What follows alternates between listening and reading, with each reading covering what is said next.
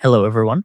In this video, I'm going to show you how to upgrade weapons at camp in Expedition 33. Upgrading weapons in the game require a resource called Chroma Catalyst, but this only goes up to level 3 as the item suggests. Because of that, there are multiple tiers of the Chroma Catalyst, all the way from the second, and all the way to the final one. And once again, as the item suggests, it can be used to upgrade an item at camp. However, the developers didn't quite word this correctly. From my experience at first, I was confused, because you unlock the camp when you finish Spring Meadows. However, you can only unlock the option to upgrade your weapons after you retrieve Mael inside the Flying Waters area.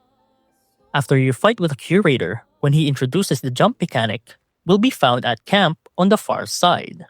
Basically, the upgrading mechanic is story locked, so you'll have to progress the main storyline before you can begin upgrading your weapons. Hopefully, that cleared up some confusion as to why you can't find the option to upgrade, even though you're presented with the item extremely early on in the game. And that's how to upgrade weapons at camp in Expedition 33.